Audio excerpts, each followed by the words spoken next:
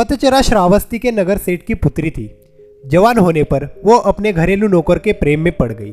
जब उसके माता पिता उसके विवाह के लिए उपयुक्त वर खोज रहे थे तब वो अपने नौकर के साथ भाग गई। दोनों अपरिपक्व पति पत्नी एक छोटे से नगर में जा बसे।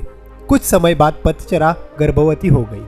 खुद को अकेले पाकर उसका दिल घबराने लगा और उसने पति से कहा, हम यहाँ अकेले रहते हैं, मैं गर्भवती हूँ और मुझे किसी की सहायता की आवश्यकता है।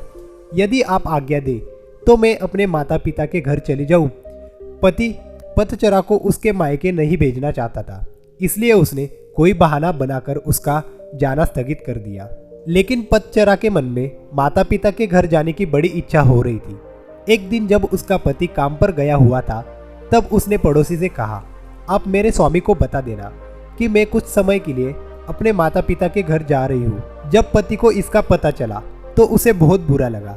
उसे अपने ऊपर गुस्सा भी आने लगा क्योंकि उसके कारण ही इस कुलीन कन्या की इतनी दुर्गति हो रही है। वो उसे ढूंढने के लिए उसी मार्ग पर चला गया। रास्ते में पतचरा उसे मिल गई। उसने उसे समझा बुझाकर घर वापस लेकर आया। उसी समय पतचरा को बच्चा हुआ और सभी सुखपूर्वक रहने लगे। पतचरा जब दूसरी बार गर्भवती हुई तब पति स्वयं उसे उसके माता पिता के घर ले जाने के लिए तैयार हो गया। रास्ते में जोरों की आंधी वर्षा होने लगी। पतचरा ने पति से कहा कि वो किसी सुरक्षित स्थान की खोज करे। पति झाड़ियों से होकर गुजर ही रहा था, तभी उसे एक विषारी सांप ने काट लिया और वो वही मृत्यु को प्राप्त हो गया। पतचरा अपने पति का इंतजार करती रही और ऐसे में ही उसे दूसरा बच्चा हो गया। थोड़ी शक्ति जुटाकर उसने दोनों बच्चों को साथ लिया और पति को ढूंढने के लिए निकल पड़ी। जब उसे उसका पति मृत मिला तो वो फूट फूट कर रोने लगी और कहने लगी, मेरे कारण ही मेरे पति की मृत्यु हो गई। अब अपने माता पिता के सिवा उसका कोई नहीं था। वो उनके नगर की ओर बढ़ चली। रास्ते में नदी पड़ती थी। उसने देखा कि दोनों बच्चों को साथ लेकर नदी पार करना कठिन था, इसलिए बड़े बच्चे को उसने एक किनारे पर बिठा दिया और दूसरे को छाती से चिपकाकर दूसरे किनारे को बढ़ चली। वहां पहुंचकर उसने छोटे बच्चे को कपड़े में लपेटकर झाड़ियों में रख दिया और बड़े बच्चे को लेने के लिए वापस नदी में उतर गई। नदी पार करते समय उसकी आंखें छोटे बच्चे पर ही लगी हुई थी। उसने देखा कि एक बड़ा गिद्ध बच्चे पर झपटकर उसे ले जाने की चेष्टा कर रहा है। वो चीखी चिल्लाई, लेकिन कुछ नहीं हुआ। दूसरे किनारे पर बैठे बच्चे ने जब अपनी माँ की चीख पुकार सुनी तो उसे लगा कि माँ उसे बुला रही है। वो झटपट पानी में उतर गया और तेज बहाव में बह गया। छोटे बच्चे को गिद्ध ले उड़ा और बड़ा पानी में बह गया।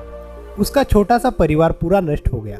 वो विलाप करती हुई अपने पिता के घर को चल दी। रास्ते में उसे अपने नगर का एक यात्री मिल गया जिसने उसे बताया कि नगर सेठ का परिवार अर्थात उसके माता पिता और सभी भाई बहन कुछ समय पहले घर में आग लग जाने के कारण मर गए। ये सुनकर पतचरा पर दुखों का पहाड़ टूट पड़ा। उसे तनमन की कोई सूध न रही। वो पागल होकर निर्वस्त्र घूमने लगी। उसके मुंह से यही शब्द निकलते, पति मर गया, बड़ा बेटा डूब गया, छोटे को गिद्ध खा गया, माता पिता और भाई बहनों की चिता भी नसीब नहीं हुई। ऐसे ही विलाप करती निर्वस्त्र घूमती फिरती पतचरा को सभी अपमानित और लांछित करके यहाँ से वहां भगा देते थे। जेतवन में भगवान बुद्ध धर्मोपदेश दे रहे थे। पतचरा वहां अनजाने में आ गई। उपस्थितों ने कहा, अरे ये तो पागल है, इसे यहाँ से भगाओ। बुद्ध ने उन्हें रोकते हुए कहा, इसे मत रोको, मेरे पास आने दो। पतचरा जब बुद्ध के पास आई तो बुद्ध ने उससे कहा, बेटी अपनी चेतना को संभाल। भगवान को सामने पाकर पतचरा को होश आया और उसे अपनी नग्नता का बोध हुआ।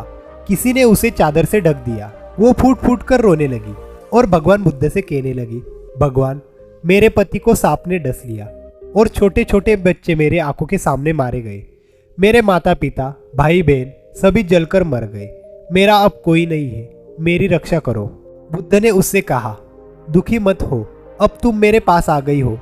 जिन परिजनों की मृत्यु के लिए तुम आंसू बहा रही हो, ऐसे ही अनंत आंसू तुम जन्म जन्मांतरों से बहाती आ रही हो। उनसे भरने के लिए तो महासमुद्र भी छोटे पड़ जाएंगे। तेरी रक्षा कोई नहीं कर सकता।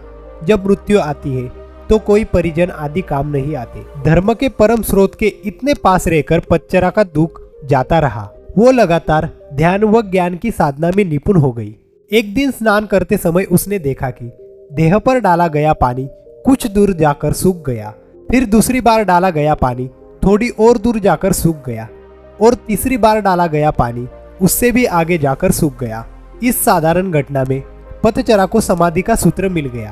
पहली बार डाले गए पानी के समान कुछ जीव बचपन में ही मर जाते हैं।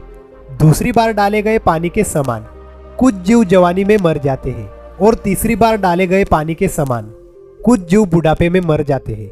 सभी मरते हैं, सभी का अंत निश्चित है। ऐसे में पतचरा को भान हुआ जैसे अनंत करुणावान प्रभु बुद्ध उससे कह रहे हैं, हाँ पतचरे, सभी प्राणियों को एक दिन मरना है। इस प्रकार पतचरा उन बौद्ध साधिकाओं में गिनी गई जिनको निप्रयास ही एक जीवन काल में ही निर्वाण प्राप्त हो गया।